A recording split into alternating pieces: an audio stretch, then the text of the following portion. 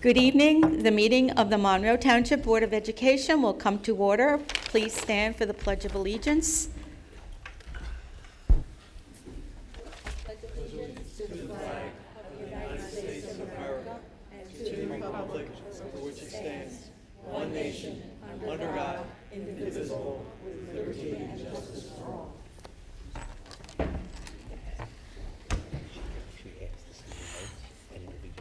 May we have a roll call, Mr. Gorski? Certainly. Mrs. Arminio. Here. Mr. Braverman. Here. Mr. Chiarella. Here. Mrs. DeMayo. Here. Mrs. Lang. Here. Mrs. Carino. Here. Mr. Ryback. Here. Mr. Russo. Here. Mr. Rutsky. Here. And Mrs. Koloponowicz. Here. Madam Board President, you have a quorum present this evening. Thank you.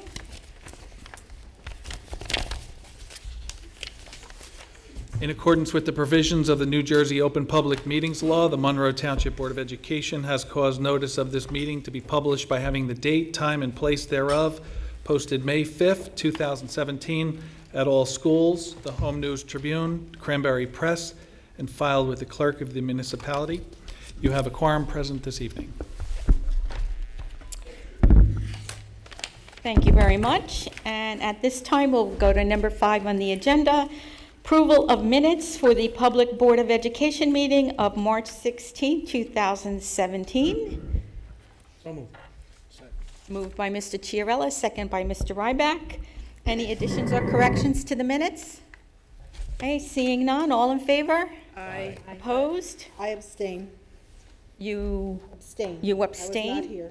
Okay, and Mr. Braverman abstains. Any recusals? Okay, the approval of the minutes for the closed session meeting of March 16, 2017. Mr. Chiarella, Mr. Ryback, again, additions or corrections? All in favor? Aye. Opposed? Abstentions? Ms. Arminio? Yes. Recusal. Mr. Braverman, are you abstaining? And recusal by Mr. Russo. Okay, at this time, we will go to our Teacher of the Year and the Educational Services Professionals of the Year Awards.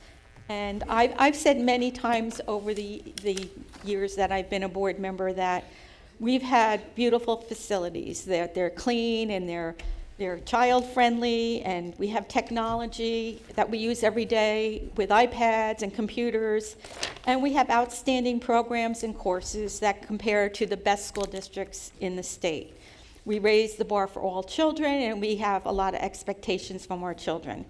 But none of this could happen if we didn't have the exceptional staff that we have here in Monroe Township. They're in the classroom every day with our students, and we expect a lot from them. While we believe that all of our teachers and all of our educational services professionals are exceptional, the ones that we will be honoring tonight stand out from among the best that we have in Monroe Township. And this is a lot having to do with the fact that you are nominated by your peers, which I think is an honor.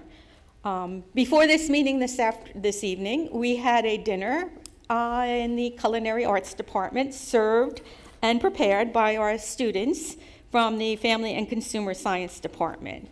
And it was a phenomenal event.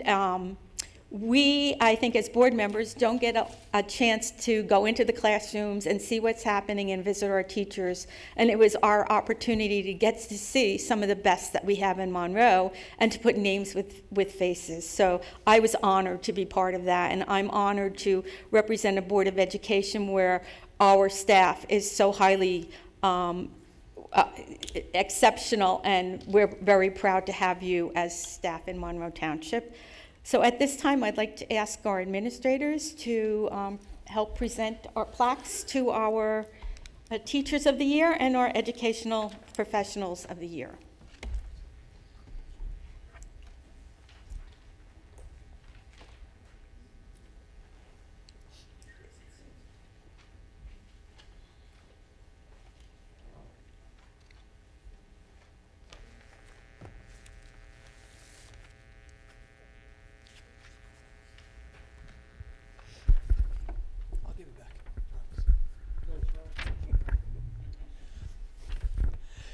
Good evening, everyone. It is my honor and pleasure, along with Mrs. Kalpanovich, Dr. Alvik, Mr. Gorski, and our entire Board of Education, to recognize our Teachers of the Year and our Educational Service Professionals of the Year. Just as a point of order, I'm going to call up the principal for each of our 8 schools and allow him or her to call up their Teacher of the Year and then Educational Service of the Year. We have a beautiful plaque and a certificate with the $500 gift. Oh no, Mr. Gorski said, he said that was cut out of the budget. I'm sorry. Well, we have a plaque and a certificate, okay? It's the best we could do, you know. But it is our honor and pleasure to have all of you here tonight, and you know, we're very proud of everyone here. So with that, I would like to call up Mr. Ventrillo to start with Applegarth School.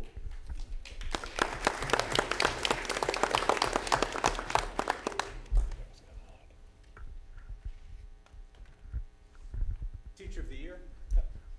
Please. Yes, I can. Teacher of the Year, Tara Polino. Want to come up, please?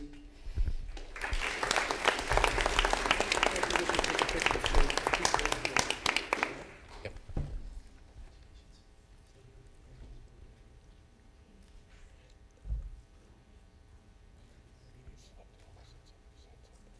Get in the middle, Tara. There you go. You want to do it together? Sure. Take a picture with No, I everybody. meant with the Educational Service. We can. Yes. Okay, we can. We didn't rehearse this part, obviously, right? Maybe they like to have their own picture, though. No, it's All right.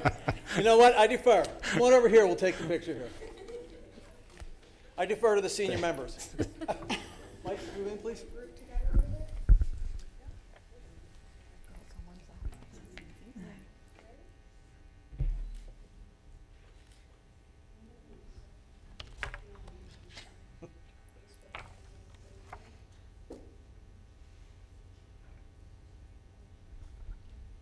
Thanks, Tara. Educational Services, Melissa Galazin.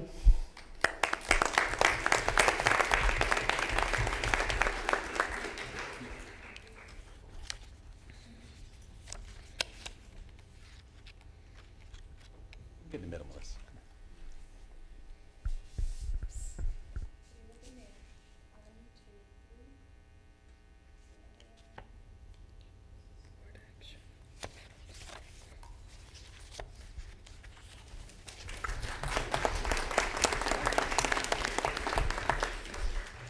Ms. Sarah Mahoney for Barclay Brook School, principal of Barclay Brook School.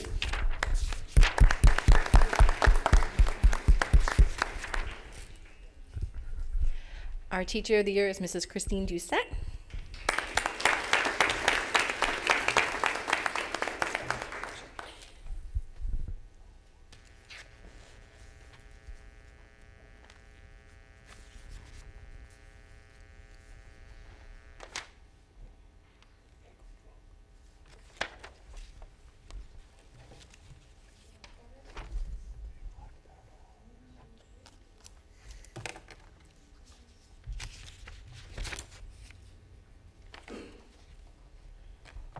And our Educational Services Professional of the Year, Mrs. Nicole Medora.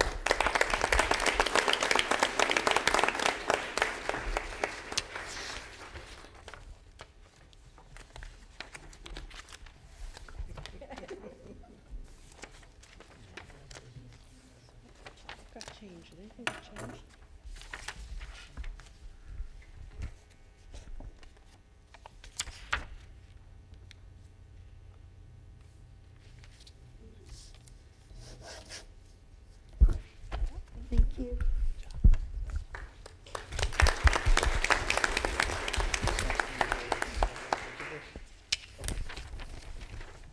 Mr. Tony Pepe, principal of Brookside School.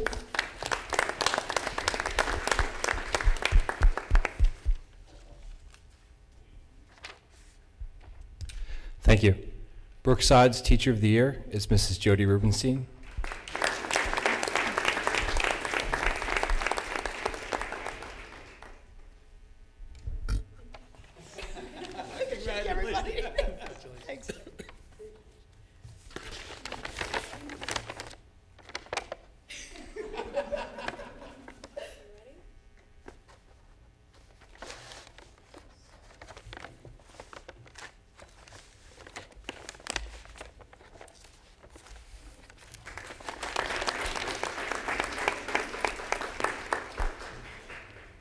Brookside's Ed Services Professional of the Year is Ms. Chenju Lin.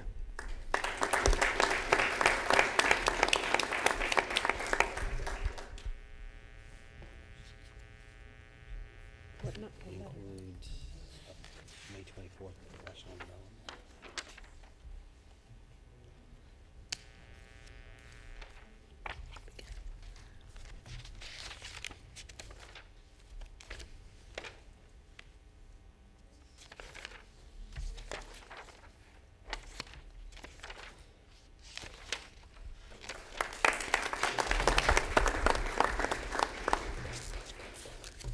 Ms. Kristen McNolly, principal of Mill Lake School.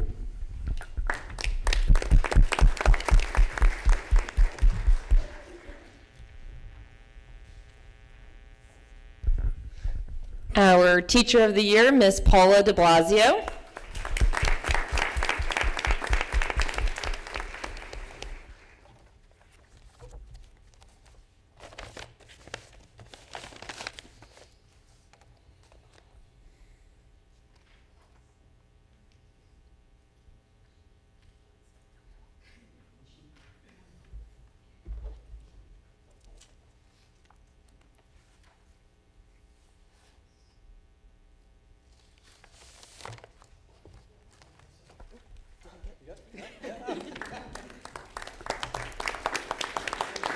Next up, our Education Services Professional, Miss Carol Murphy.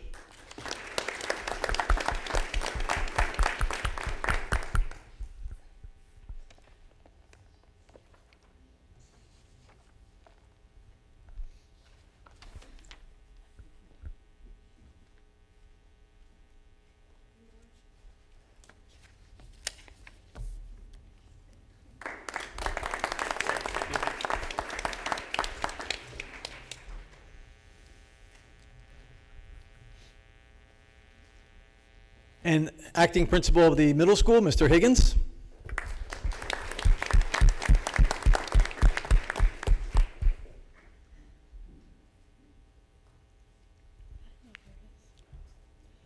Thank you. Monroe Township Middle School's Teacher of the Year, Mr. William Billy Jackito.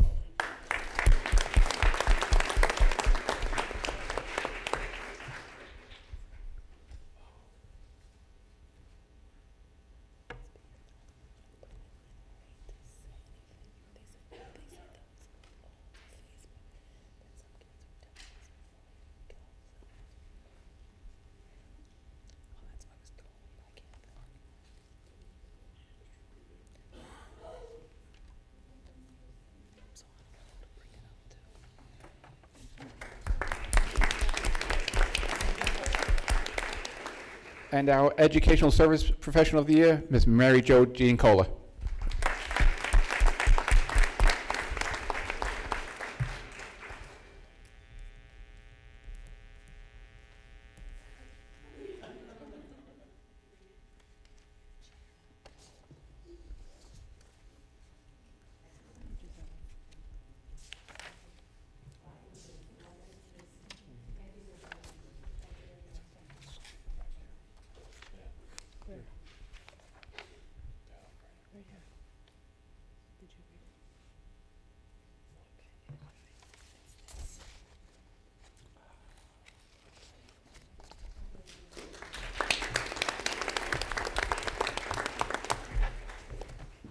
Mr. Robert Goodall, our high school principal.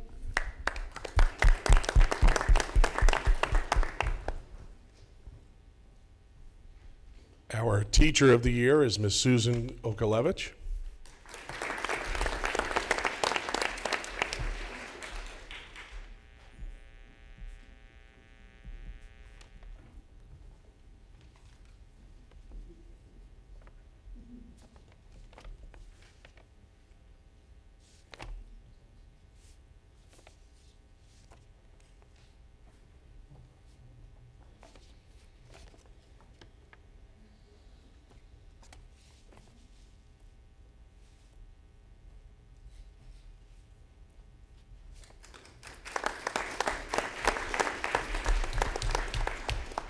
And our Service Support Professional, Ms. Sharon Aptaker.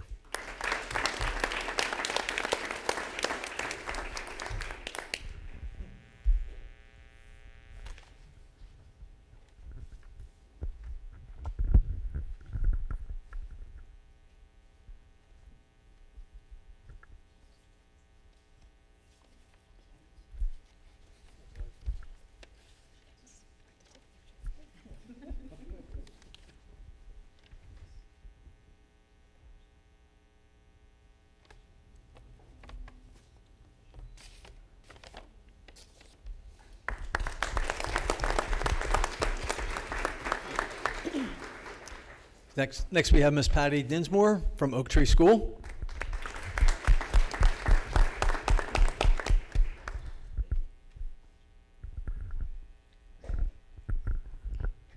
Our Teacher of the Year is Miss Stephanie Chin.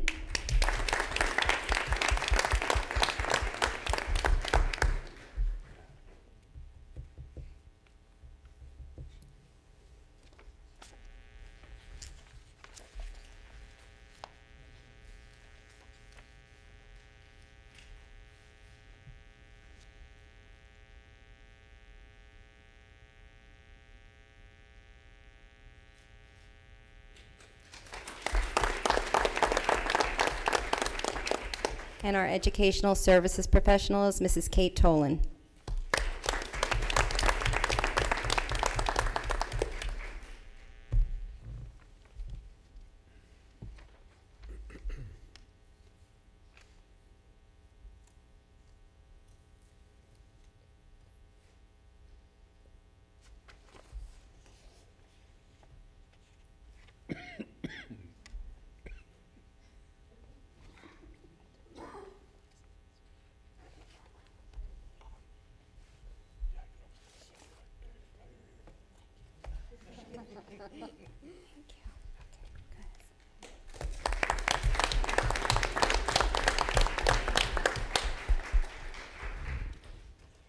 And Mr. Adam Lehman, Principal of Woodland School.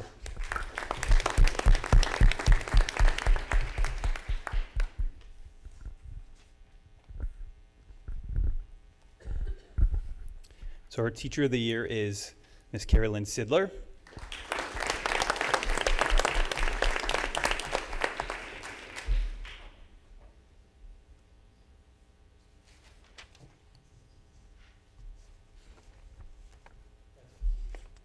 Can I stand here?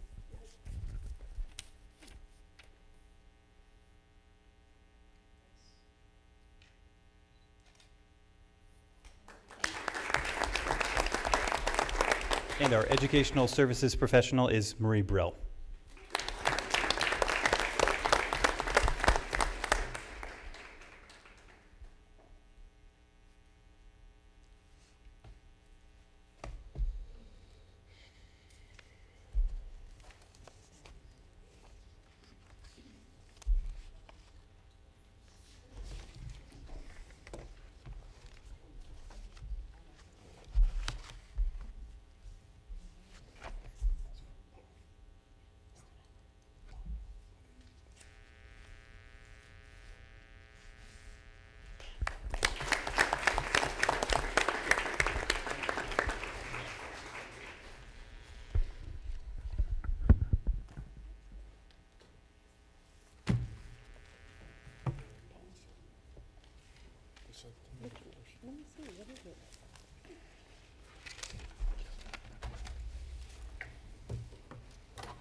I think we need another round of applause for our award winners this evening.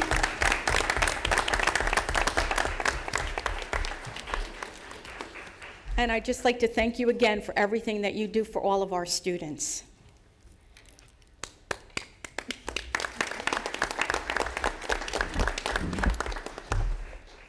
So at this time, we will have a presentation on district goals. Dr. Kozak?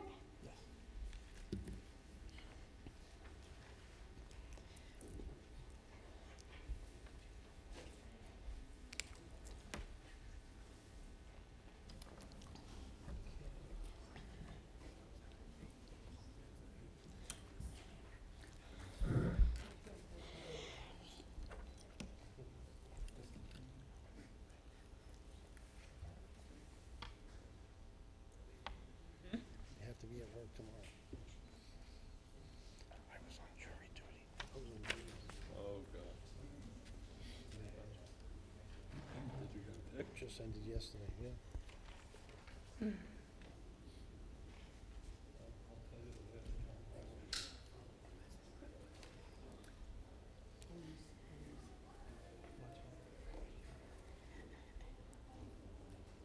Connect again, or? It's displaying, oh, it's coming up. Okay.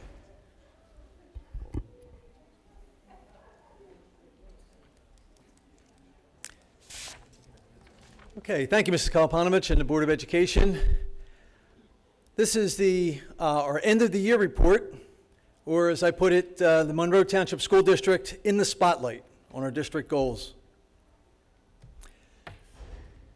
Our Board of Education is Ms. Kathy Kalapanovich, our President, Mr. Marvin Braverman, our Vice President, Ms. Michelle Arminio, Mr. Ken Chiarello, Ms. Jill DeMayo, Ms. Patricia Lang, Ms. Dawn Corino, Mr. Stephen Ryback, Mr. Frank Russo, and Mr. Paul Rutsky, and our 2 student board members, Mr. Saeed Aitib Jamal and Ms. Stephanie Scalisi.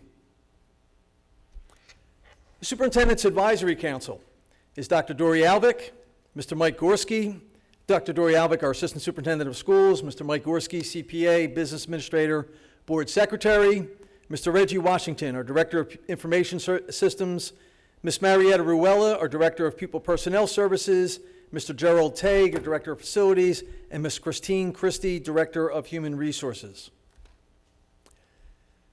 This is a collaborative approach. The success of any organization is through the collaboration and support of the many people, including but not limited to the Board of Education, the Central Advisory Council, the leadership team, teachers and all staff, parents, PTO, PTA, parent groups, and community, and most importantly, our students. This first slide is why we are here. This was from our board meeting in April, and although it's a little tough to see, it's all of our students that we recognized for their academic achievement. And we could have recognized really every student in the district, but these students achieved either a state, county, state, or a national recognition for for a certain academic area. The role of the superintendent. Superintendent is the educational leader, maintaining a data-driven focus on student achievement, overseeing the school district, dealing with the day-to-day operations of a 6,700-plus students, 1,000 staff, 9 buildings, and transportation, maintenance, and technology. Inspecting what I expect. Disseminating information to the leadership team and staff regarding policies, state regulations, legal mandates, and educational research. Dealing with student and staff emergencies. The pursuit of additional state aid, attending local and state meetings, funding hearings, and collaborating with superintendents throughout the state. And continuing the STEM initiative I introduced last year with a focus on innovation and dispositions or habits of mind. Also maintaining a positive climate and culture and planning for continued student growth. The next couple slides are pictures of our kids from various schools. And again, just a reminder of why we are here and what our goals have to do with. So innovation in education is an outgrowth of our STEM approach that we took last year. And here we have examples on the next couple slides are of examples engaged, or students engaged in their education. We have robotics, we have computer programming. Our STEM, there's pictures of our 8th graders calculating distance with Finch robots, students winning a geography award at Applegarth over the National Geographic Bee, partner reading program with Mill Lake students engaged in partner reading. Also recently announced is the America's Most Challenging High Schools. The Washington Post has an annual ranking, I think they've been doing this since 1989, of how successfully schools challenged their students. And I'm very proud and happy to announce that out of over 2,000 high schools in the country, that we have advanced 304 places from 2016 to 2017 on this list. Academic excellence. Our Future Business Leaders of America. The Titans Junior Achievement Award. Again, middle students engaged in STEM. Our high school and elementary engineering students doing a project with our Oak Tree students. Students that have achieved, or teams that have achieved state and national competitions. Our FCCLA dominates state competition. Our high school concert band earned a gold rating. The FBLA students that placed within the top 5 in the state. Our Future Millionaires team that ranked 4th in the nation. DECA, students that achieved on the international competition. Our finalists who moved on to the international competition in Anaheim, California. Our Model UN Conference, receiving the Outstanding Delegation Award. And of course, our community partners, our American Legion, that we had a oratorical competition with some of our students. Our students are engaged in many things besides their academics. They reach out, they help the community. So here are a couple examples. The Applegarth students engaged in Super Bowl. Woodland students, and these are students that created this, to my understanding, it's called the Lemon Juice Challenge, to benefit children with cancer. And Mill Lake, a sock drive to benefit both people in the community and outside the community. Students are recognized for the fine performing arts. Our chorus, the CJ MEA Regional Chorus. Our art students recognized as emerging artists. And of course, maybe many of you tonight heard our outstanding percussion ensemble. This is a picture when they were performing at the All-Eastern Conference. Our athletic teams, I had the fall and winter athletics, and right now, currently, our spring athletics are also performing very well. And they're just getting into the playoffs and different areas. So I don't have them listed here, but they are certainly doing very well.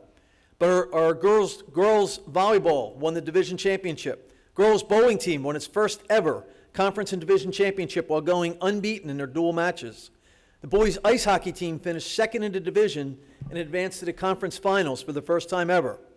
The wrestling team advanced to its second state sectional championship match. Nick Lombardi became the sixth Monroe wrestler in school history to win 100 matches and qualify for states along with Kaylin Bradley. The competition cheer squad finished second in both states and nationals. And the boys bowling team became the second team in school history to win a state championship. Lou Fogler bowled a perfect 300 game during the county tournament. The athletics recently were ranked #1 in Middlesex County by niche.com. We've had our soccer division championships, bowling, the GMC champions and undefeated girls bowling team, and of course our scholar athletes. And there are many other either students on athletic teams or for academic reasons that were not mentioned in these slides, but have still performed very well during this past year and in previous years. And that leads us to our district goals for 2016 and 2017. During the board retreat back, I believe it was in August of last year, the board goals were established as well as district goals. And our district goals are based on a number of different factors, on the needs of the district, of course, on academic needs, and on all other areas deemed that for a continual cycle of improvement. So we had 3 district goals: to initiate implementation and a community-wide communication of district facilities planning in anticipation of increased enrollments, to use targeted data to create a long-term plan based on the data analysis derived from the Special Education External Program Review, continue to analyze multiple data elements, and identify areas of opportunity to improve individual student achievement, and also to conduct an in-district climate survey. So our first goal, to initiate implementation of community-wide communication of district facilities planning in anticipation of increased enrollments. This was accomplished through several different ways. Print and digital media. The Falcon Flyer is our digital newsletter that goes out to over 4,000 people. It goes out on a monthly basis. Mayor Tambora opened up his Monroe News newspaper that goes out, I believe, 4 times a year, and I was able to contribute articles in Mayor Tambora's Monroe newspaper. Our district website, Facebook, Twitter, and our district app. And then media, and there's different media accounts on the links here of where there were articles on our continued student enrollment and how the district is planning to address that. Television. There is now a Focus on Education show on Channel 28. Monthly board meetings. Through my report, the board president's report, and others, we continually talk to the public and remind the public of our growing student enrollment and the steps that we're taking to address that. And also, Mayor Tambora also has a show on Channel 28, of which he was kind enough to invite me in as a guest.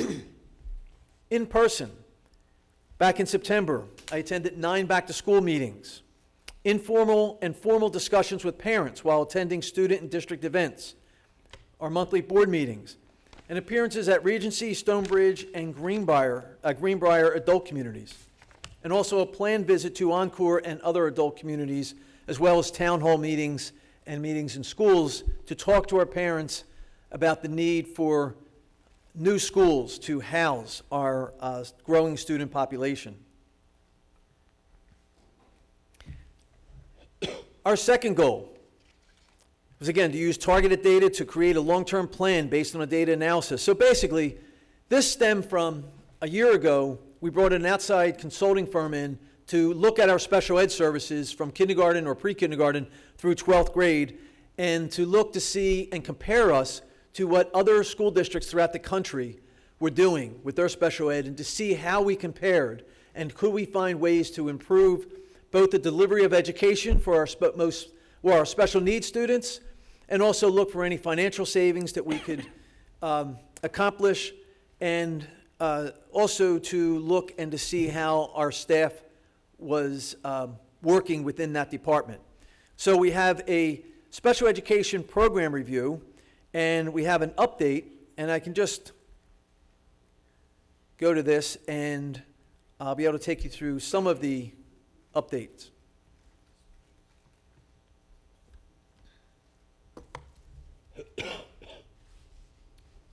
So out of the study, which took, and by the way, these consultants did the special ed audit for the city of Philadelphia. They worked in, I believe, Chicago and some other states throughout the country. So they bring in a lot of expertise. And they worked in our district a year ago, and they collected data over months. And then they came in for 3 days of intense interviews with different stakeholder groups, from parents to teachers to administrators to Board of Ed members. And they took all that data and they looked at all of the standardized test scores and other types of data points, and they came back with a number of recommendations for things that we could do to improve our district. We broke out the recommendations, and Dr. Albick and Ms. Marietta Ruello were very instrumental in doing this, along with Ms. Monica Hines, our supervisor of special ed. We broke it out into really like a 3 to 5 year plan, because there are too many recommendations to try to accomplish in 1 year. So the recommendation sheets, I'll take you through a couple of them just so you know what they are. Multi-tiered system of supports. And that's basically using data collected, especially at the early grades. You know, the kindergarten, first, second grades, third grades, and collecting data and using that in conjunction with interventions to try to help students in the areas of reading and math, and really try to provide the supports that they need, which is why it's called multi-tiered system of supports.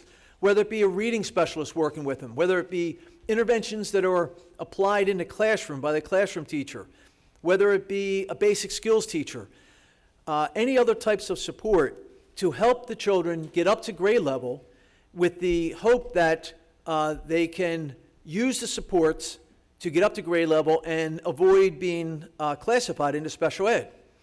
Those students that, of course, go through all that and still require the services of special ed certainly get those services, and the goal there is at many different levels to help our students be successful both academically, socially, and behaviorally. So this multi-tier system of support is built also on something called a response to intervention, and that's using the data and working in teams of data teams at each school. And recently I've been meeting with our school principals, our elementary school principals, and I'm so proud to say they do such a great job of working with their team in each of their schools. And they come in with binders, and they come in with data reports, and they talk about the different interventions that they've used, the way they've helped students go up a level or 2 levels in reading or perhaps writing or math, and the success that they're having. And it's exciting to see this. This is this targeted intervention to help some of our students who are struggling and needy, because there's plenty of research that shows that they can get up to level by 3rd grade. They have a much better chance of being successful throughout their entire, not only K-12 career, but also beyond into college and a career. So we are looking, we gather our resources and we put them together to help these students at these young ages. And I'm very proud and very happy to see the initial signs of success that the principals are bringing in and showing me. Our child study team is very involved in what's referred to as LRE, or least restrictive environment. And they're involved in trainings in Trenton, and they get involved in our intervention and referral services. They help strengthen our RTI tiers to pre-screen referrals.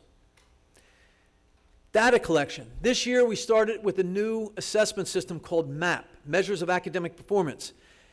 And we use this testing with our general ed students and our special ed students. And it's a short assessment that we give 3 times a year, in the fall, the winter, and the spring. And it really helps us find out where these students are, and then meet them at where they're at their level, and then help them advance and look at, are the interventions that we're employing, are they effective? Are they working? It's not a guessing game. We want to know that what we're doing is working. So the MAP testing has been received in a very positive manner. I've received so many positive comments from teachers, from principals, and of course Dr. Alvick, again, is very heavily involved in this and doing just a terrific job with this, as well as our teachers, our paraprofessionals, our child study team, and everyone else involved in the team. Our preschool students with disabilities. Our integrated program, which means we take general ed students and students who need extra help, our special needs students, and we place them together. This audit looked at that program. And again, we have integrated expanded the integrated section to 3-year-olds, and we're continuing to look to expand this program and to continually offer improvements for our students. Inclusion in the general ed classroom. Many, many times I walk into a classroom and you don't know, and this could be multi-grade from kindergarten or preschool all the way up through 12th grade, and you're not always sure who are the students who are classified and who are not. And that speaks volumes to the efforts of our teachers and our paraprofessionals and all of our other professionals in working to provide that power of two professionals in there working with these students and tracking and helping them. We're also we wanted to improve our vertical transitions, meaning students who go maybe from 3rd grade now to a school with 4th and 5th, or 2nd grade to a school with 3 through 5, and then students going from 5th grade into middle school, and a middle school going into high school. And there's many more recommendations in this. There's about 20 or so. I'm not going to take everyone through, but this is what we've been doing with that study.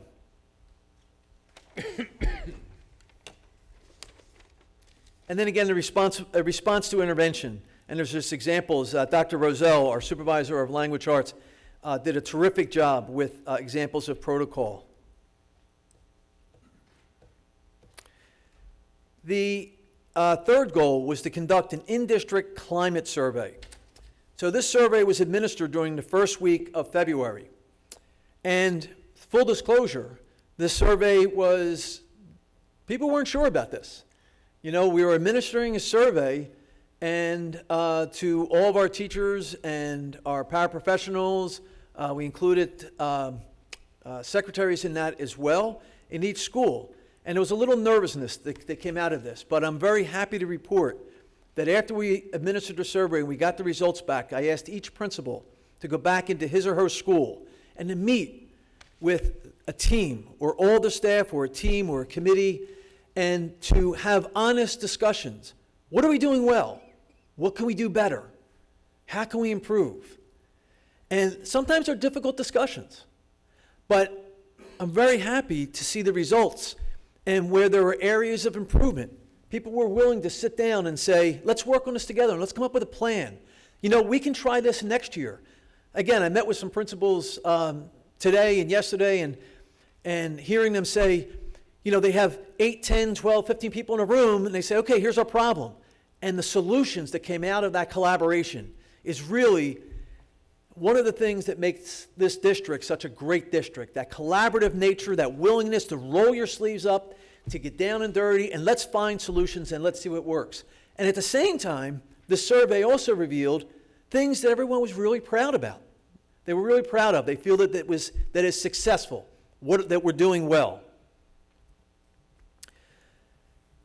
So the teachers, paraprofessional, secretary, and certificated staff members, which include nurses, guidance counselors, child study team members, and media coordinators, participated in this survey. And at the beginning of the survey, this was what was there. It said, we want to know what you think about your school. The information from this survey will help us improve student relationships, learning conditions, and the school's overall environment. Your answers are confidential. This is completely confidential. Your answers will be combined with those of other school staff. No one will be told how you answered. The survey is voluntary, and you do not have to answer any question if you do not want to, but we hope you will answer as many questions as you can. There were a number of questions on this survey, and I kind of broke it out into different areas just to cluster it to make it a little bit easier. So the climate survey focused on the following areas: teachers' collaboration, planning, and preparation; the cleanliness, safety, and maintenance of facilities; student behavior, parent support, and students' interest in learning; and teacher administration, or a teacher administrator and teacher-to-teacher. And then there were a few other questions that didn't fit neatly into any of those areas, but all of the areas were addressed. So the outcome. As I said, the principals went back and met with their staff, and these conversations are very important in maintaining good communication between teachers, staff, and administrators, providing staff with a vehicle to communicate their feedback, and allowing rich dialogue to occur. The results presented in this presentation are based on the results from each school, and I'm not going to read that to you. I've told you basically how that was done. So the first cluster, if you will, the teachers' collaboration, planning, and preparation. 37% of respondents, and I do have to explain when they don't add up to 100, because we use different groups, there was a number of people that put in neutral, or doesn't apply. It didn't apply. If I was asking, maybe the question asked had something to do with a teacher in a classroom and the secretary was answering, she may have put doesn't apply. So it doesn't add up to 100%.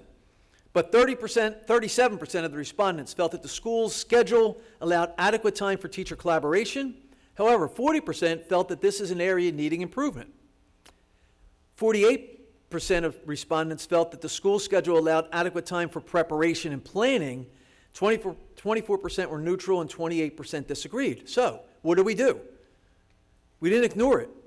We're starting, the principals are working with their teachers, and where we can, we're including more time for collaboration and planning. I've heard some very creative ideas this morning on how the principals plan on doing that, either throughout the year, the beginning of the year, before school, after school. But it really started the process of this, this communication, which is pretty exciting. There was a comment that possibly special ed teachers with general ed teachers need more collaboration. Some of the teachers put that they did not want to lose instructional time for meetings, that there was conflicting, there was conflicting positions with this subject. One comment, I am looking to implement regularly scheduled collaboration time with grade levels next year during the school day. Time designated for the PLC as a professional learning community, which is a group of teachers or administrators that get together to work on a particular area. This collaboration throughout the year and the unpacking of the curriculum time is appreciated and positive.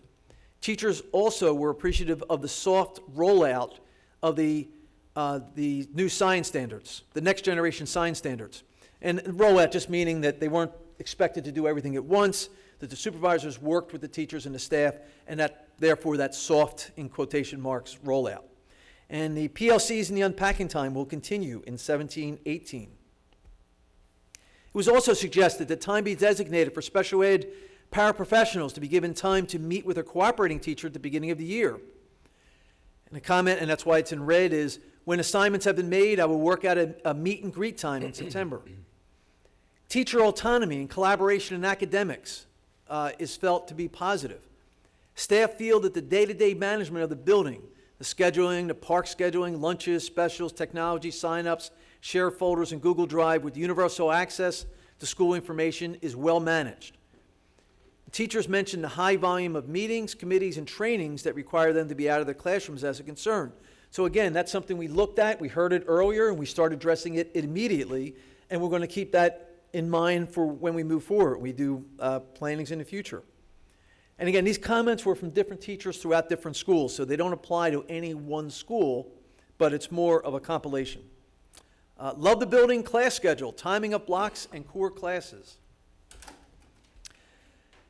Regarding cleanliness, maintenance, and safety, 75% of the respondents feel schools are clean and in good condition. 77% take pride in the appearance of the schools. 3 staff members expressed a concern for a lack of lighting in our parking lot, and that's one particular school. During daylight savings time, a lot of our teachers stay and they work late. Our teachers work hard, and our paraprofessionals and all of our other people that work in the schools. And when they come out at night, sometimes it's dark. So we've already looked at this, and we've adjusted the lighting, and we're looking at possibly adding lighting in one school in particular where it just seems to feel, maybe because of trees or whatever, that it seems a little darker in that area. Teachers feel, they want to feel safe going out to their car at night. And as I said, some of our teachers are staying until 5, 6 o'clock at night. The day-to-day is a safe school environment, orderly operation of the school environment despite growing student enrollment, and appropriate handling of crisis and communication to school community, and a safe school environment. The students' behavior, parent support, and students' interest in learning. This category was ranked high in all of the schools. I think it's without doubt that our students are well vested, and our parents are well vested in the students' learning. And they come in and they are eager to learn. They come in, they're excited about learning, and of course a lot of that has to do with the approach that our teachers take and all of our other educators that work in the district. And a majority of our staff felt that our students are encouraged to think critically. And that is also another initiative that we have been taking on to really get the students to think and approach real-world problems. How can they do this? And to come up with creative ideas. And it's not just finding a formula or finding an answer or a rote memorization. This is really, here's a problem. How are we going to solve this? And working in teams and working with other students. The teaching staff feel that we have great kids here who generally work hard while at school. Parents' support is great in some cases and lacking in others. Student work demonstrates how students are doing, and teachers expressed excitement about students' progress. While behavior issues could infringe on teaching time, they receive outside support from other staff members in the building. And again, a loss of instructional time from field trips, assemblies, meeting, and family vacations. So again, something that we look at, and just like an engineer thinks and they see a problem and they get feedback, they get data back, we want to use that data to continually improve what we do. Our teacher-administrator and teacher-to-teacher collaboration. These are just comments. Overall support by the administration. The teacher resources, professional development, and technology are good. The Block AB schedule is beneficial. Appropriate curriculum review, development, and rollout. Teacher autonomy and collaboration in academic departments is good. Teaching staff indicate they feel supported by administration, and teaching staff feel that administration reasonably accommodates unique life circumstances, and school administration and staff have a collegial working relationship. So in summary, as superintendent of the Monroe Township School District, I realize that the implementation of any vision or action depends on the collaborative efforts of everyone in the district and the community. Therefore, I wish to thank the Board of Education, Mr. Gorski, Dr. Alvick, the leadership team, the entire staff of the Monroe Township School District, the parents, the PTOs and PTAs, the students, and the community of Monroe Township for their ongoing support and their assistance in sustaining a tradition of excellence in the Monroe Township School District. Thank you. Any questions or comments from the Board of Education? Oh, thank you. Didn't expect that. Thank you. Ms. Arminio? Thank you, Dr. Kozak. In the overall survey, would you say that the Monroe District staff is overall pleased with their employment in the district? I would say overwhelmingly yes. That people are satisfied and happy to be here? Yes. Okay. Yeah. But I wanted to present, yeah. I that want to does- thank that's what everybody, your but I report. want to make sure that, I mean, one of the reasons why I think we talked about the climate survey, at times it was said that, you know, there was unhappiness in the district. So I want to make sure that that was addressed if it came up. But it sounds like, for the most part, the staff is pleased to work in Monroe District. And we accommodate our staff, hopefully, very well. Yes, but with that being said, Okay. I didn't want to get up here and just give the results of a survey and say, everything's wonderful, it's great, there's rainbows, it's all that. I wanted to present the good, bad, and the ugly, because I think it's important. Right. I think it's important to get that second order change, to dig down, to peel away the onion, Right. if you will, and to be honest and have that honest dialogue and say, you know, we're not perfect, we can always improve. Well, I think the intent, if I may continue. Yes. I think the intent of the original goal when we set it was to make sure that if there were problems, that people felt free to discuss them, and that we would certainly look to improve morale if there was an issue or other things. And one of the most encouraging things is, and I've heard from parents outside, you know, within the district, say that they're concerned about instructional time. And I'm so glad that, and it just talks to the quality of the teachers, that they're concerned with it as well, that they want the children to have as much instructional time as possible. So Absolutely. Scattered through the survey, I see that that's a concern. So I think we really have to work on that, because that's really what we're here for. Absolutely. I Okay, agree. thank you. Mr. Ryback? Thank you, Madam President. Dr. Kosak, I was just curious, you know, we were looking at, and you had mentioned a planning time for teachers and meeting time, and we know how important that is in education. Did the problem of, the topic rather, of increased student enrollment come up when they were talking about making plans to meet together, how that might impact that? Are we looking at working out schedules where teachers can have time to meet with what we're expecting coming in? Yeah, absolutely. That's a great question. So let me explain the planning part. The high school and the middle school in particular do have common planning time. The elementary schools, it's a little more difficult. Common planning time results from, if you have, let's just say 5 or 10 third grade teachers in your building, you need 10 special area teachers to be teaching their classes in order for them to be free all at the same time. Now, there are grade level meetings. There are meetings with teachers of similar subject areas. But it's really hard scheduling to try to find that time. So the growing student enrollment doesn't necessarily impact the planning part. However, the growing student enrollment certainly came up in this survey. There was concerns about how we were going to address it. Right now, our class sizes have been holding okay, but the question that the teachers were curious, what about next year? What about the year after? So the principals had an opportunity to talk to the teachers, you know, especially at the middle school, and say that, you know, we've identified some other classrooms that we're going to use. We've added more teachers, not quite a new team, but we've added teachers to help with the class size. But we certainly, this is well known. We're running out of room. You know, this room is used. You know, in the high school, the rooms behind us are all used. Pretty much every available space is being used, and we know that at some point, not this next school year, but most likely the following school year, we're going to need trailers. And I'm hoping that we'll hopefully have a board, you know, come to a decision on a referendum soon, very soon, and we'll have a date picked. But if it looks to be next year that with a referendum, I really, really hope and I implore our community to understand the financial benefits of passing a referendum now Rather than waiting, having interest rates go up, having costs go up, spending millions of dollars on trailers, the sooner we can get these schools built, the better. I know it's a burden on the local taxpayers, which is why Mrs. Kalpanovich and Mr. Chiarello and Mr. Ryback and Mr. DeMayo and Mr. Lang and all the board really, and all of us have been working so hard to get our fair share of state funding to help offset that. Also, as more homes are being built, there are the ratables or the tax rate. There are more taxes being paid, so it spreads it out a little bit.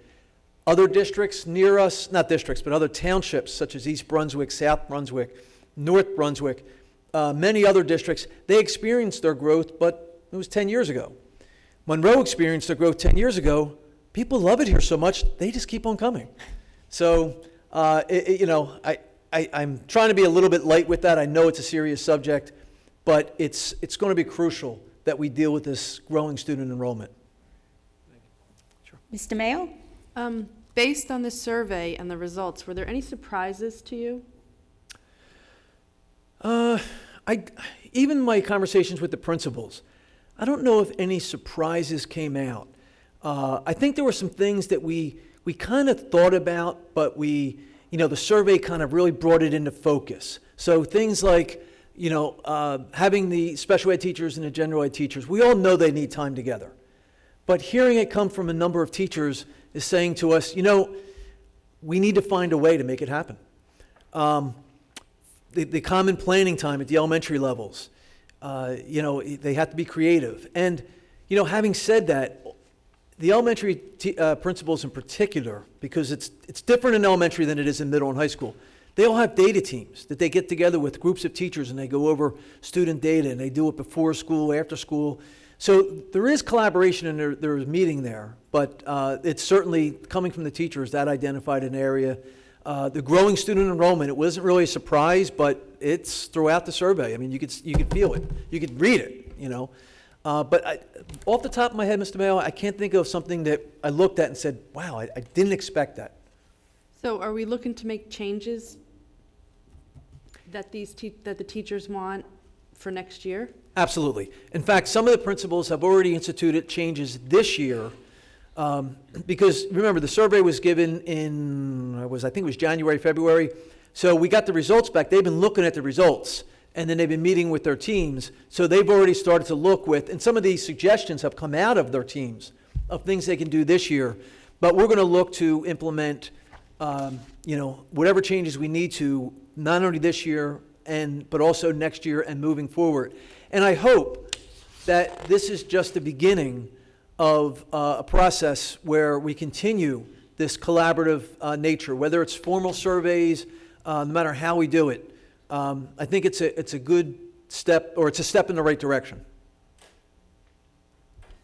Any other questions from board members? No, it doesn't look like that. So thank you, Dr. Kozak, for that very impressive presentation. Thank you.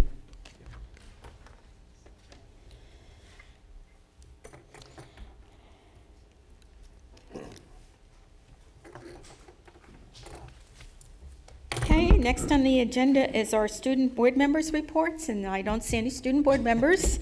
So I know it's a busy time of year, so they must be out doing school things. So we will go to committee reports. Are there any committees that need to report this evening? Mr. Chiarella. Thank you. So I have a couple, but thank you. We had a Buildings, Grounds, and Transportation meeting on May 1st, and I just wanted to go through some of our agenda items from that meeting. So we went through the annual review of the written IAQ program, which is the indoor air quality program, and the committee indicated that they wanted to accept the program as it's currently written. So years ago, that was handled by as a stipend, I believe, for with a teacher or someone handling that within the school. And now, for the last few years, Jerry Tague has handled those duties. So we're going to continue having that done that way. The Buildings and Grounds and Transportation Committee decided to do that. We also reviewed the Integrated Pest Management Plan, and the committee endorsed the plan that's currently maintained and authorized proceeding with the reissuance of that Integrated Pest Management Plan. And it was kind of interesting to see what that means, you know, where we take a multi-faceted approach to pest management to reduce the amount of chemicals and things like that that are used in controlling various pests, anything from wasps to mice or whatever we might have. Not that we have mice or wasps, but if we did have mice or wasps, we would try not to use chemicals to kill mice or wasps. And then we also talked about the Eric North safety grant, and the committee asked that we go forward and bring this to the full board for acceptance. So our administration applied for a grant for the Eric North safety grant, and we received $31,272. And what this will be earmarked.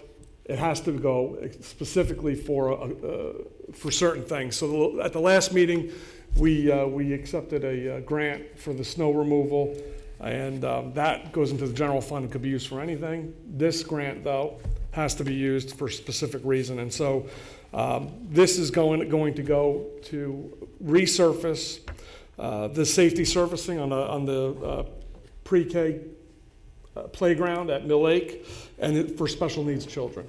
So this was a great, a great thing. I'm very appreciative of what the administration did in going out for this grant, and that we actually got it, and that we're going to be able to use this to help our children. So thank you.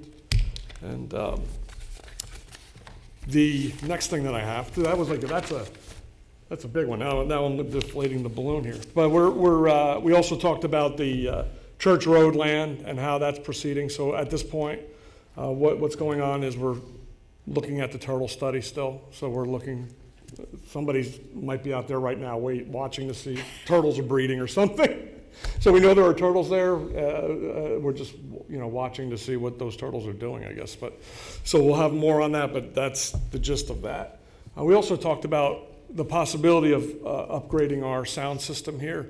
So that's very preliminary. We just talked about it, so that the hearing impaired would have a better chance of hearing what's going on, that we wouldn't have to be shuffling around microphones, that we could maybe get a low-cost system that would enable us to have microphones at each station, and then speakers so that anyone who is hearing impaired would be able to hear what was going on without straining and things like that. The other thing that I have, if I may, is just on our funding committee. So we went to Trenton on May 2nd, and we were able to, we had a pretty good showing of our residents. We had a lot of residents that showed up, and we were able to at least be seen. Our board president was able to be heard, so she was able to make a statement, which I thought went well. And I don't know what the outcome of that is going to be. I mean, I think the senators there were receptive at the budget committee hearing, but it still remains to be seen what this will lead to. So I'm hopeful, but I'm still, I'm hopefully optimistic. That's all. I'll just leave it at that. But I just wanted to, reiterate just that this is a full board effort, a township effort, a community effort. When the township on the administrative side does something that I don't like, I absolutely talk about it. I've done it here. I've done it in public. I've done it in the papers. I've done it at their meetings. So when they do something right, I also want to mention that. And I think that the partnership that we've seen with this fair funding fight has been a good one. So I'm appreciative of that, and hopefully we'll be able to continue that fight. Now, from at the last board meeting, I asked the members of this board to give us a vote of confidence so that we could proceed with looking at exploring a lawsuit. And everyone here did vote for that, and I appreciate that, so thank you. We have been moving forward. We have met with a number of districts. regarding that. So we met with Freehold Borough, met with Kingsway, we met with some other districts, but I'm specifically mentioning them because they're suing. And we talked about the possibility of a class action lawsuit. We talked about how that would look. We talked about the basis for their lawsuits. We haven't shared what a basis for our lawsuit would look like because we don't have one. We are putting out feelers and we're trying to figure out how to proceed. We have a lot of passion in our committee. We have a lot of passionate people on this Board of Ed. We have a lot of passionate people in our community. And so sometimes that what might look like a fight between us is actually just us trying to figure out how best to fight for the taxpayers. And I think that's a unified effort. But I just wanted to bring that up because we have a lot of people in the community that are fighting. We have people that were prior board members like Mark Klein, who has been telling us for 8 years that we needed to sue the state and we needed to do what we might be doing now, and we needed to proceed. So we have to be mindful of all of those voices, because all of those voices collectively together are us, or Monroe, and that's all we're trying to do and all we're trying to represent. But that's where we're at. So I just wanted to. I know that was a little verbose, but I just wanted to leave it there. Thank you. Okay, thank you very much, Ken. That was very comprehensive. Anyone else have a report this evening? Mr. Braverman? The policy committee discussed the wellness policy and nothing else for the entire time of the meeting, and we agreed to send it back to the committee and hope that they can come back with a compromise that would make almost all the parents happy and the students as well. Thank you. Anyone else? Okay, seeing no other ones, we will go to public forum. Anyone from the public wishing to speak to the agenda, please come to the microphone, state your name and address for the record, and we will adhere to our 3-minute time limit.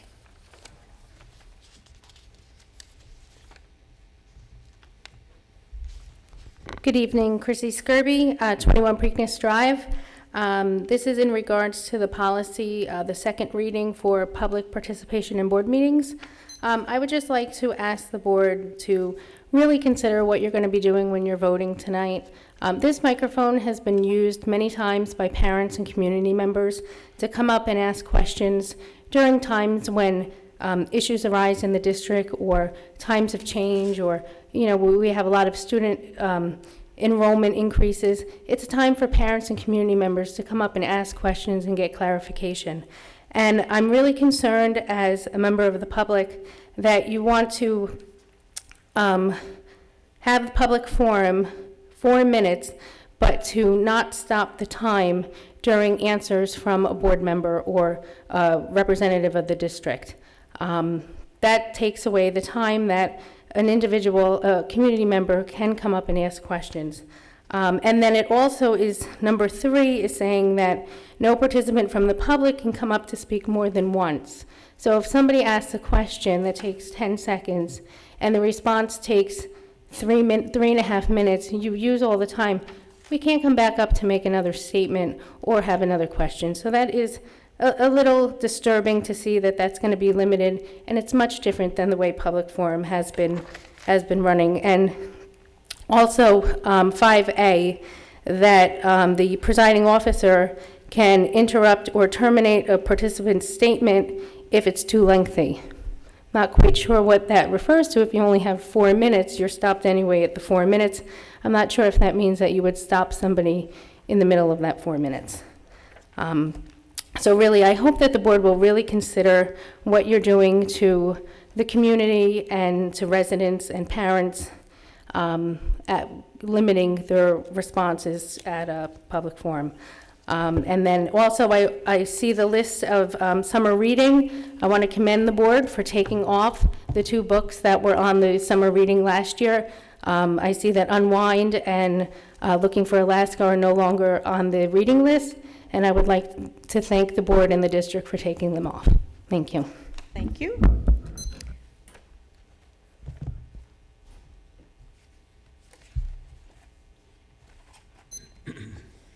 Prakash Purab, 33 Dana Drive. Dr. Kozak, excellent report, okay?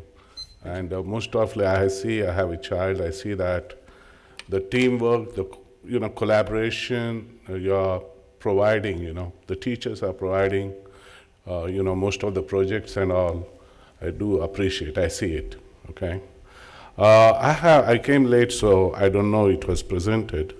I have, with respect to SAT testing and AP, okay, the school is evaluated how they are doing. So how is last 3 years, how we are doing in last 3 years, are you seeing any improvements, or are there any challenges, and what you all are, I know you all try to do the best, okay? Any opportunities, can you talk about that, please? Do we have that information right now? If not, I will wait for the next meeting. I didn't send this to you, so you can answer in the next meeting. Sure. And about the ranking also, I'm looking for opportunity, quality of the school, okay? And any opportunities, if you're doing good, okay, that way. I'm looking in a positive way, whatever the comments come, okay? Thank you very much.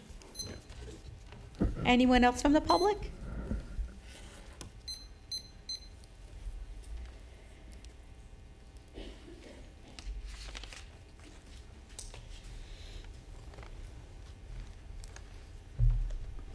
Good evening, Andy Pelori, 16 St. James Street.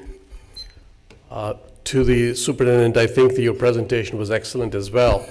The gist of it that I got, having listened to you for a good half hour, was that most of the management appears to be based on the data that you're getting. And I understand that you're working with most of the principals who still are in the room. What I suggest is that we make it a little bit more personal and feel. In other words, rather than just dealing with the principals, maybe it's worthwhile for you to spend time within the school to understand what's going on as well.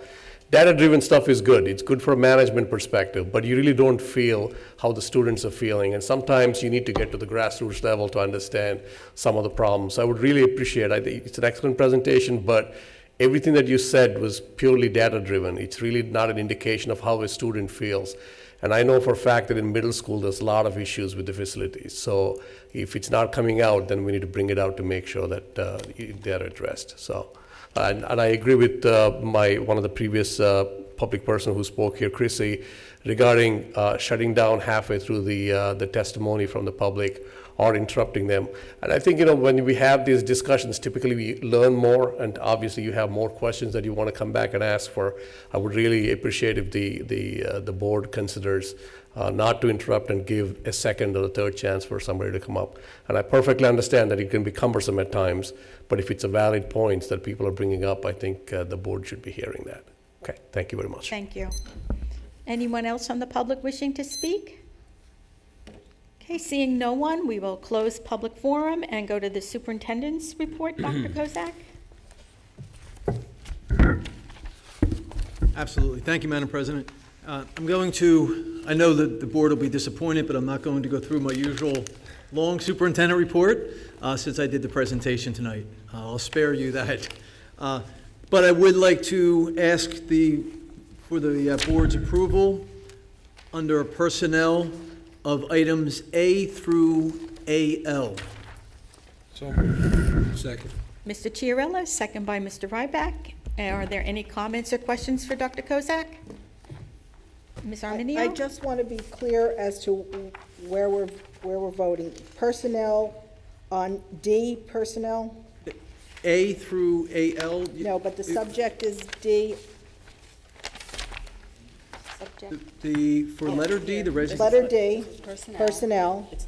That's your recommendation. Section D. And is it, Section D? She's right. It's Oh, D at the personnel. bottom. Personnel D from A to double L. To Okay. AL. all right, I just need to know.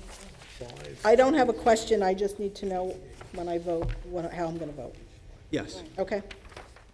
Anyone else? Comments or questions? Mr. Rutsky? If I could just make a comment. So month after month, we get these personnel lists, and they're somewhat long, and there's always some resignations and new hires and the like. So I just feel like I'd be remiss if I didn't, it's Teacher Appreciation Week. So when I saw letter A, Mr. Snook is retiring. So I just wanted to say thank you to him personally. So I was a student of Mr. Snook's. He was my baseball coach back in the day. And just wanted to say thanks and wish him well in retirement. Oh, thank you very much. I'm sure he'll be very happy to hear that. I think he's the last one left, by the way. Oh. Anyone else? You know what, maybe I just Arminio? ask one question, yeah. On AD, I know the answer to, let me just see, no. Skip AD, I know the answer to that. AE and AF, I just need to know generically if these positions, they're 12-month positions, correct? I believe that they are 12 months, not 10. Yes. AE and AF, okay, that's it, thank you. Anyone else? Okay, seeing no one, we'll have a roll call. Mr. Gorski?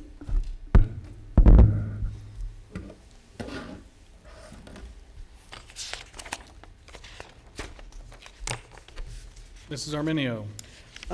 Yes on everything, abstain on AI. Staying on AI. Correct. Thank you. Mr. Braverman. No on AD, AE, and AF. Yes on everything else.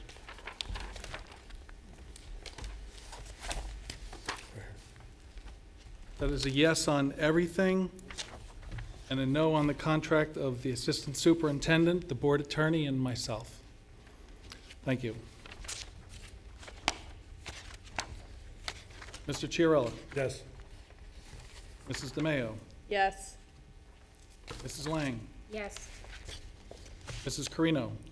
Yes, and recuse on AD, AE, and AJ. AD, AE, and AJ. So noted. Mr. Ryback. Yes. Mr. Russo. Recuse on all. Recuse on all. Mrs. Polaponowicz. Yes. And Mr. Retzky. Yes.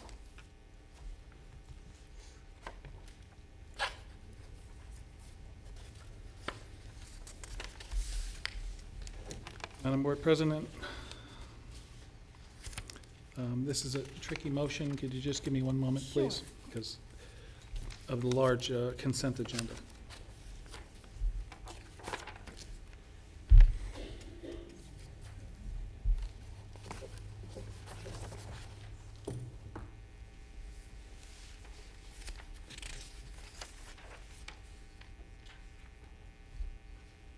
Madam Board President, motion passes.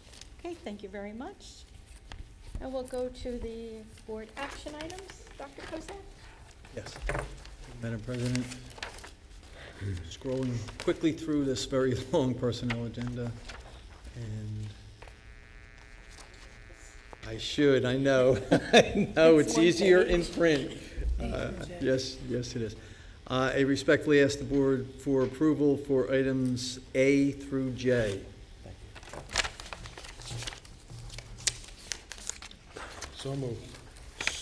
Mr. Chiarella moved. Second by Mr. Ryback. Comments or questions for Dr. Kozak? Seeing none, we'll have a roll call. Mrs. Arminio. Yes, except no on policy 167. Thank you. Mr. Braverman. Yes. Mr. Chiarella. No on yes, but no on policy 167. Mrs. DeMayo. Yes. Mrs. Lang. Yes. Mrs. Carino. Yes. Mr. Ryback. Yes. Mr. Russo. Yes. Mr. Rutsky. I abstain with the exception of items F and G, where I vote yes. Thank you. And Mrs. Koloponowicz. Yes. Madam Board President, motion passes. you. We will go to the Business Administrator's report. Madam Board President and members of the Monroe Township Board of Education, it is recommended that board action items A through K be approved by consent roll call. Mr. Chiarella? Second. Mr. Ryback? We have a duo today. Any comments or questions for Mr. Gorski? I have one. So Okay. I'm not opposed to the lunch prices, that's not why I'm asking. But I wanted just to get some clarification on why we charge more for students who don't accept fruits and vegetables and that kind of thing for lunch. Madam? Yes. A type A lunch is a comprehensive lunch that's really determined by the Child Nutrition Department. And it is very particular and specific about the number of carbohydrates, sugars, proteins, et cetera, that must be in there, salt content. And a type A lunch is the prices that are before you this evening. The only way a lunch can be higher than that by not taking vegetables is if you substitute it with a la carte items, and then I could see the cost exceeding the lunch price. But the lunch price is not more if you take a type A lunch and then choose not to take a component of it. Okay, I misunderstood, because I was under the assumption that if children didn't take fruits and vegetables, that they're being charged a higher rate, and then from what I understand, and this is from my kids, so it's not, it's not some grand sampling and scientific data here, and they're telling me that there's a lot of waste. So I was wondering about that, and I'd like to, if there is a lot of fruit and vegetable waste, that I would hope that we would look for ways to address that, whether through composting or donating or something. Unfortunately, you're absolutely right. There is a significant amount of waste, and Nancy Mitrosak, our food service director, has tried to take vegetable items and really make them interesting in various ways that I can't even describe.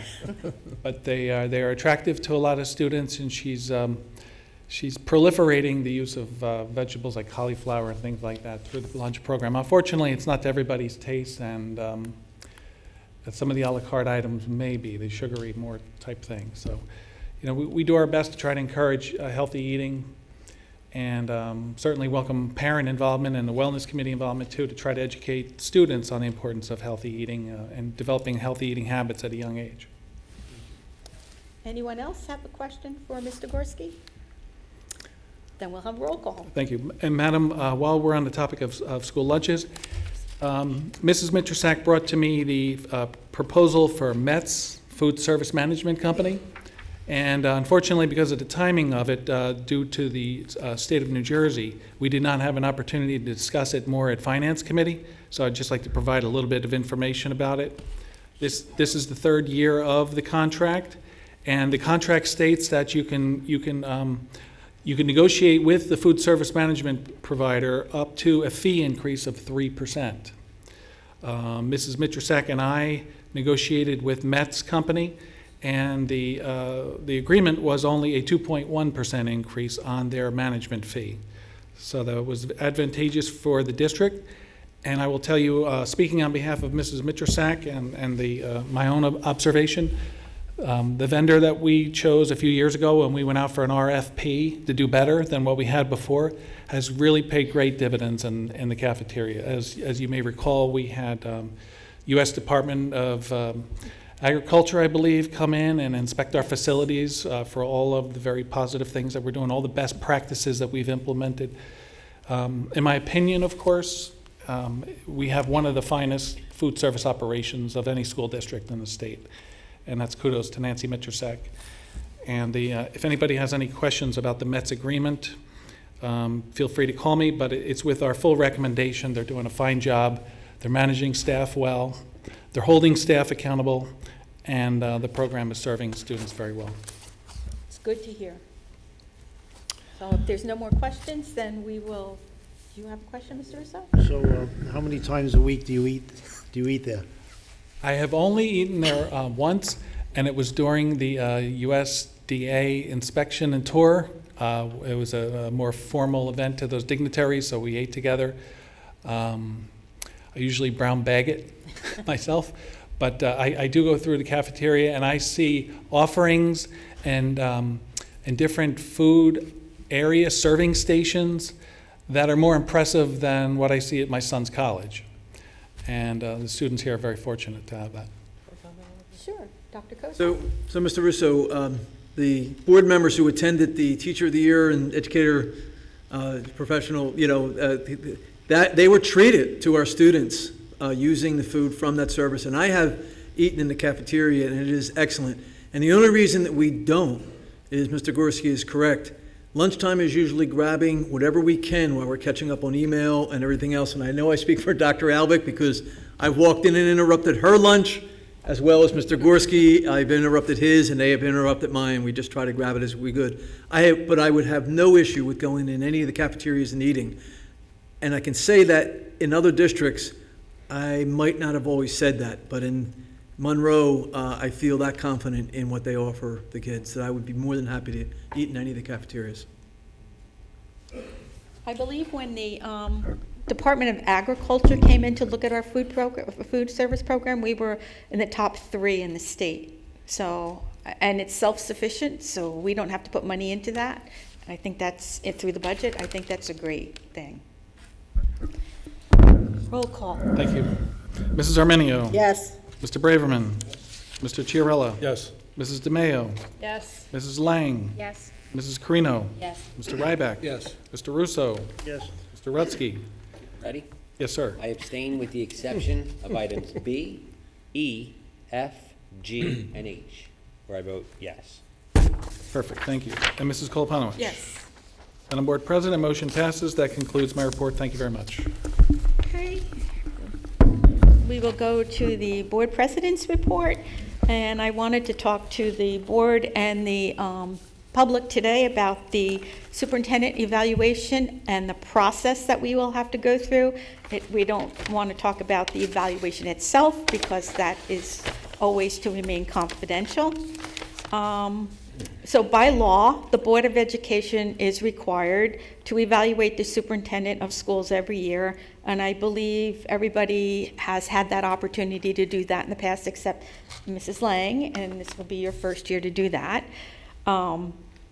This evening, Dr. Kozak gave us a very comprehensive presentation on the 2016-2017 district goals, and this is the start of the evaluation process, which will be done online. The next step in the process is for Dr. Kozak to complete part 1 of the evaluation, which is progress towards district goals and objectives. And I'm sure that we can get that done in a timely manner. And following this submission by Dr. Kozak, the Board of Education members who are non-conflicted will be notified via email from New Jersey school boards that the evaluation is ready for our input.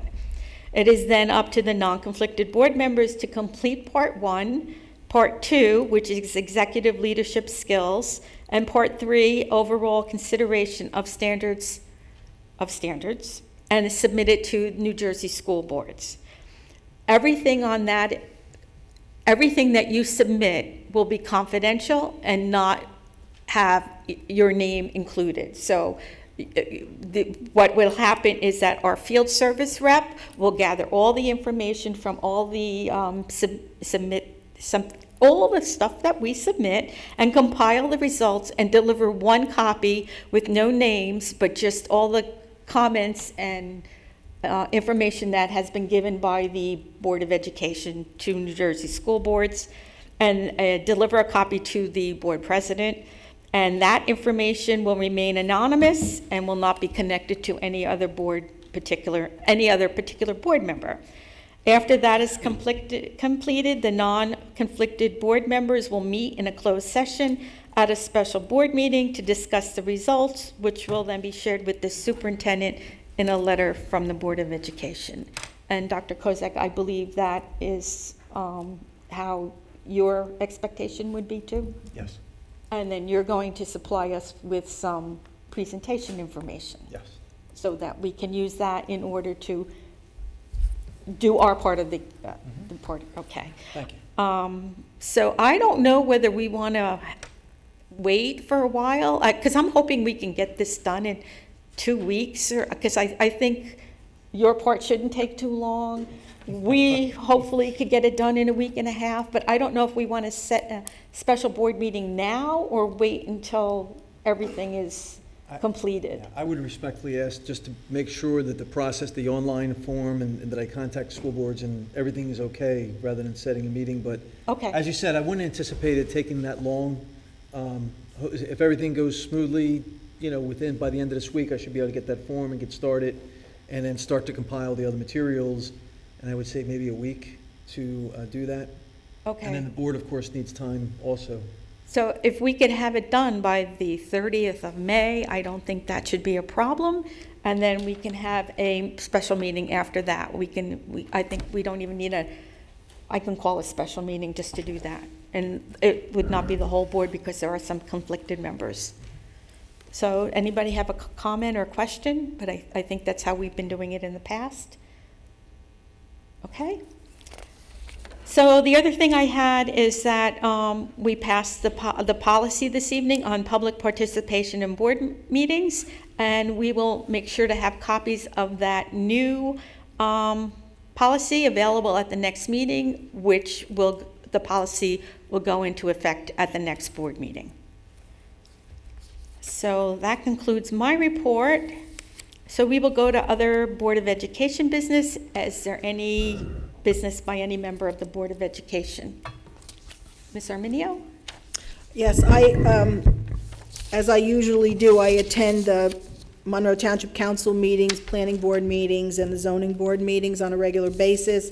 In the most recent Monroe Township Council meeting, they presented for the first reading an ordinance of the Monroe Township Council accepting Block 52, Lot 1.01, and approving a transfer of a portion of the township property to the Fire District Number 3 and a portion of the township property to the Monroe Board of Education for public use. That is on 522 and Buccalo, depending on your reference. And that is the area we've discussed many times. Mr. Chiarella, as chair of the Buildings and Grounds, has discussed it in public, but I thought I would let the public know that it is actually an ordinance now. It's ordinance 0-5-2017-012. And what this is, it was a first reading at the Township Council. It will go, because it is an ordinance and it is something that the Township Council has to vote on, and it essentially becomes law in the township. It goes for a second reading at the next regular meeting, and it is open to public comment. But I just thought that since it applies to us, I have a copy of it.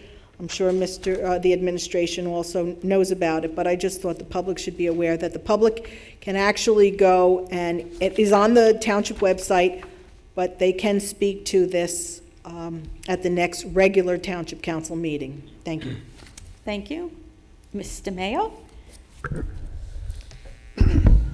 So I would just like to congratulate to the 7 Monroe Township High School students who were accepted into the All-State Chorus for the 2017-2018 year. I think that's an amazing accomplishment. And congratulations to their teacher, Miss Ariel Klein, the district's choir director, on bringing her students there. I'd also like to congratulate the 186 inductees to the National Honor Society. It's amazing how many students we have being inducted. I would also like to congratulate all the teachers of the year and the support professionals of the year. Monroe has an amazing staff, and tonight at the dinner, for every person that was honored, you could see that they have a deep love for teaching and for their students. And I'd like to thank them for all they do. Thank you. Mrs. Lang? Hi. I have a couple things I wanted to share with the board. On May 6th, one of our bus drivers, Edward Weiss, won first place in the New Jersey School Bus Safety Competition that was run by the School Transportation Supervisors of New Jersey, and I want to congratulate Ed for that and all his hard work that he does for our students. On the at the May 3rd Middlesex County Boards Association meeting, Mr. Rutsky was there with representatives from Jamesburg, and our own Mar Braverman was recognized for the years of service to the Board of Education, so I wanted to call attention to that. I also, on May 3rd, attended the New Jersey School Boards Association. Mrs. Lang, do you have any idea how many years, Mr.? I know, I think Monroe is at least 20 years in Monroe, but I'm going with what 100. people don't realize, it's 20 years in Monroe, but what about all the years on other boards that he's put in? It's an amazing lifetime achievement. Yes, it is. Of the dedication that you've shown for students and schools, and I appreciate it greatly. On May 3rd, I also attended the New Jersey School Boards Association Conference on the opioid crisis in schools and how districts and communities are working together. And we just passed the administering an opioid antidote. And I just wanted to share with the public that this was a very eye-opening conference, because we hear so much about heroin and that being as dangerous a drug as it is, but what we're not hearing about is the drug that is truly worse than heroin, which is called fentanyl. And fentanyl is a synthetic opioid, and there's 40 different types of it. And what's really scary about fentanyl and heroin is that it doesn't look like drugs anymore. It's being given through lollipops and beverages and brownies and cookies, and our children are being exposed to these drugs in everyday society. And I found it to be very interesting. They said that most of the children who get involved with heroin and fentanyl are in that 18 to 24 age group, and they talked about why this Narcan policy is important, and that it does hold people harmless. So if you have to administer it, that you don't have any issues with that. And the best part was that there are no negative side effects. So you can't accidentally kill somebody by administering the Narcan. What they did say, though, is that why we're seeing so many people not surviving the Narcan is that the heroin is being laced with the fentanyl, and the fentanyl doesn't remove itself from your system. So they recover from the heroin quickly, but then in a few hours, the fentanyl kicks in, and that's what is really causing this crisis. So I think it's important that as a school district and as a community and as parents and just neighbors, that we keep our eyes open so that we know what's going on and we can help our kids. And then my last two things are my favorite topics: charter schools. And I found it very interesting that today the Clifton Board of Education put this Department of Education on notice that it's not going to send the additional $2 million to cover the cost of sending students to the iLearn charter schools. They have taken a hard line because in the past year, their number went from 57 to 239 students that were supposed to be sent to this iLearn charter school, and that their school district is basically taking the position that this is $2 million that our students need, and we're not going to send it. It will be interesting, since it's a law, to see how this plays out. At the same time, Linden Public Schools is taking a hard line on the same charter school system, which is iLearn charter schools, and saying that they want the expansion into the Linden Union County area to be it's already been approved, but they want it to be revoked so that they're not sending their kids. And along with that, we go into Lakewood, who we've been watching as having such problems. Lakewood today sent a letter to the state asking for $10 million to reach their budget shortfall. So I say that, I thank Mr. Gorski greatly for all your hard work, that we don't have budget shortfalls and we're not needing to ask, but it's a scary thought that if the state is $2 billion short in being able to finance schools, but then you have districts like Lakewood that will come in and get their additional $10 million to supposedly provide transportation to 36,000 students. Well, where they're hiding 36,000 students, I don't know, but I just wanted to share those with you because I think it's important that we all are aware of what's going on. Well, thank you very much. Anyone else? Mr. Ryback. Thank you. I'd just like to compliment Mr. Snyder and his percussion group. I think they were all fifth graders. We were all able to hear and see, and what a wonderful job these students and Mr. Snyder has been doing, and just goes to show, it goes along with all the compliments that we've been paying, rightfully so, our students and our teachers, because look at the result that we saw today. Thank you. Yes.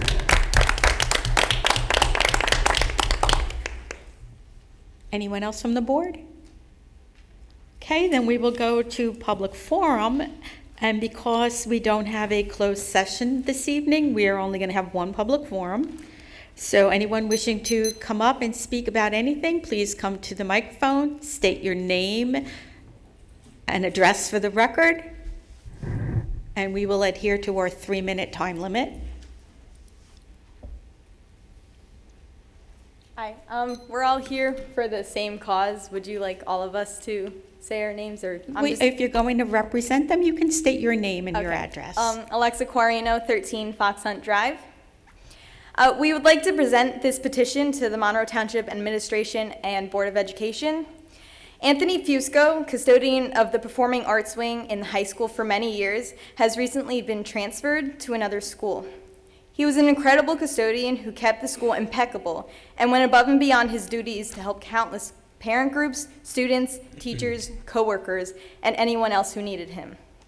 Not only was he amazing at his job, but he was also the most respectful, selfless, kind-hearted, sweet, and friendly staff member. Tony was not just any old custodian, but an irreplaceable part of our family here at MTHS. Bring Tony back. We, the undersigned, petition to the Superintendent and Administration of the Monroe Township Board of Education as follows. Transfer Anthony Fusco back to the Performing Arts Wing of the Monroe Township High School.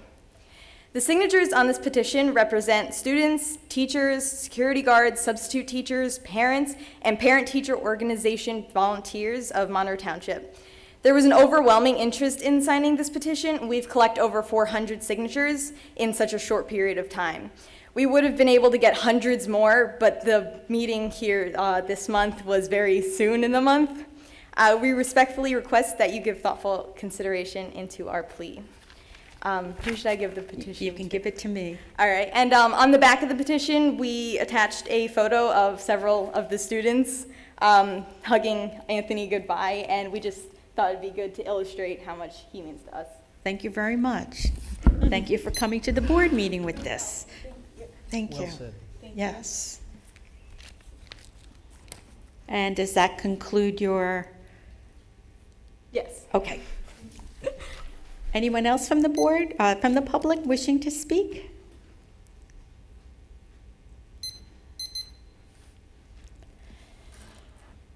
Prakash Parab, 33 Dana Drive. Want to thank the board members and everyone who participated in the fair funding. I saw the synergy. Thank you, Ken, for your good leadership. Kathy also, okay, Chair. Okay. Thank you. I want to go a little background and have 4 questions, okay? I have been writing to the senators, and I received a letter from Senator Swinney. This is the second letter I have received, just an abstract of that. And he writes to me, he has addressed it because I had several questions asking to him. He said that we are currently working to develop legislation designed to bring all districts to 100% of the funding level established under the School Funding Formula Act 2008, SFRA, which will then be presented to both houses. By using this method, we are working to ensure that any proposal is thoroughly researched and considered. And it is based upon input from all parties so that the funding formula established in the SFRA can be implemented as it was. Then I've been reading the papers and making sure how the impact is taking place after our visit to the Senate hearing, budget hearing. The observer on May 2nd said that to provide impacted schools some relief, bipartisan group of senators says that the state should scrap enrollment caps and section school and hold harmless. Those two things they want to remove, okay? And Sweeney's proposal to scrap enrollment cap and adjustment aid under the hold harmless provision would be redistributed to state aid among all these districts with 5-year phase. This is the concern to me. 5-year phase it talks, so which is a concern. And then our speaker talks about he has conditions the new formula should look into. That's good, special education, preschool, and so on. So my questions to the board, I'm sure that you all are communicating with our senator and assemblyman. If the SFR 2008 is fully implemented by scrapping the enrollment caps, hold harmless provision, how much funding we are going to get from the state if these two things go through? And if it is phased in 5 years phase, then how much money we are going to get every year, okay?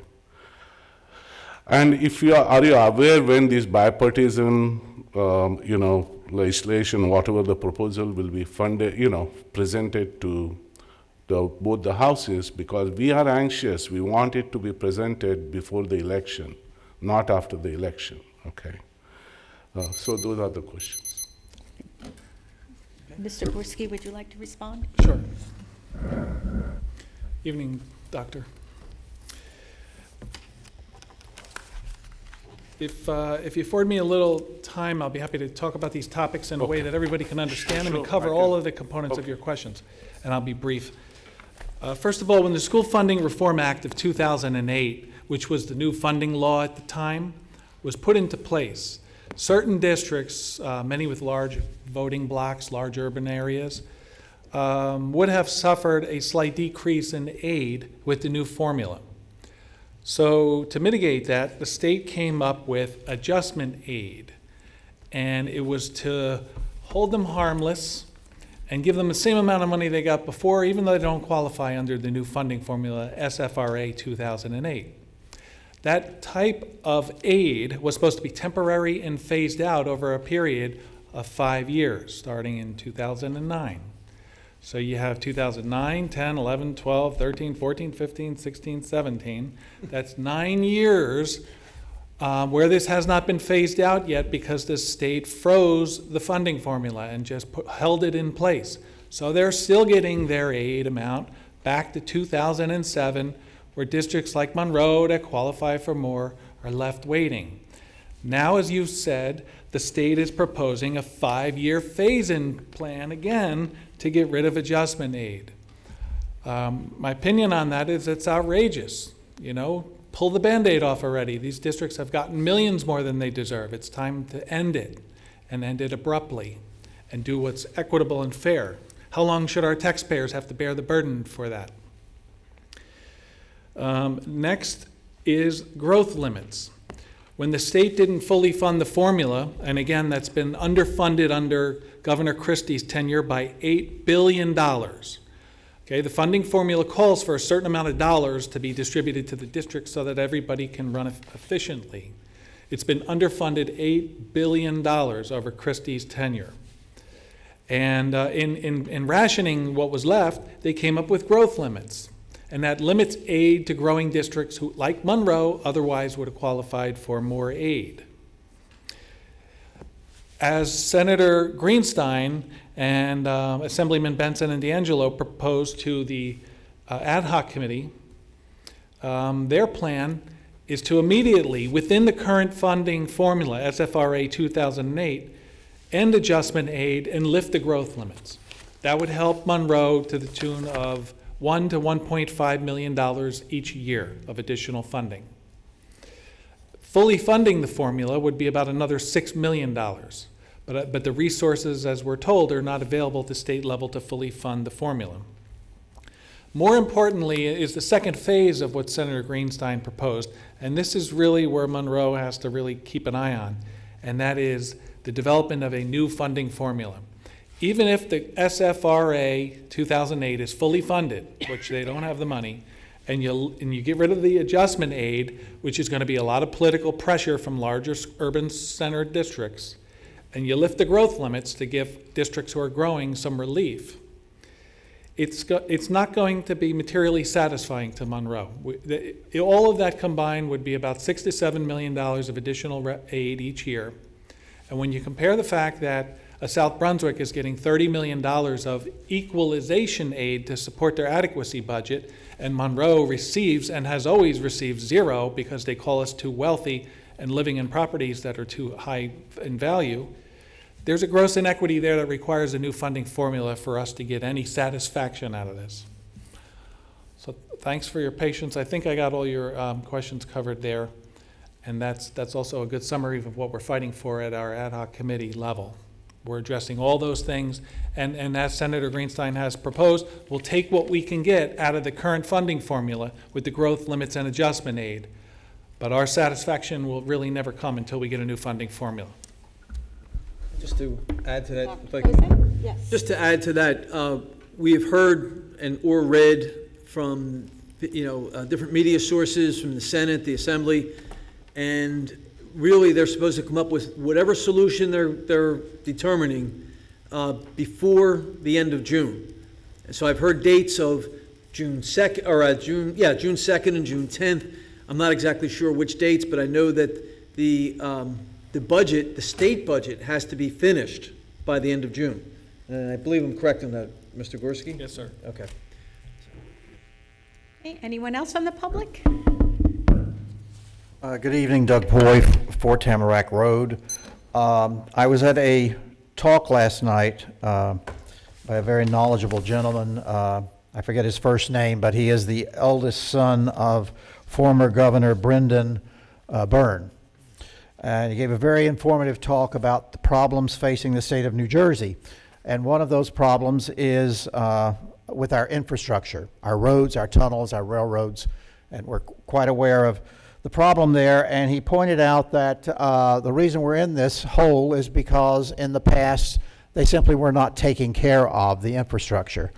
And I was immediately reminded of what a wonderful job I think our Board of Education has done over the past several years, and I don't know how far it goes back. I do know it goes back for quite some time, in making sure that the annual budgets have included funds for making repairs to our current infrastructure. So I want to call that to your attention because I think there are other districts that don't do this, and I think Monroe is evidently doing a very commendable job with that. The second point I wanted to mention, I found the survey, the climate survey that was conducted. I found your remarks very interesting, Dr. Kozak, and it brought to mind whether or not we conduct, climate would not necessarily be the appropriate word, but a survey of our parents in terms of what do they think of the job that's being done by the school system and the classroom teachers. I think a survey of that sort would certainly be appropriate. If it's not being done, if it is being done, then I think the results should be shared with the public at some future public board meeting. So I would encourage the board to consider conducting on an annual basis a survey of parents to get their feedback in terms of what's working well in the district and what's not going so well. I know we're often fearful of that. But I think you have to have the guts and the stamina to actually do that. Thank you. Thank you, Mr. Poy. Anyone else from the public?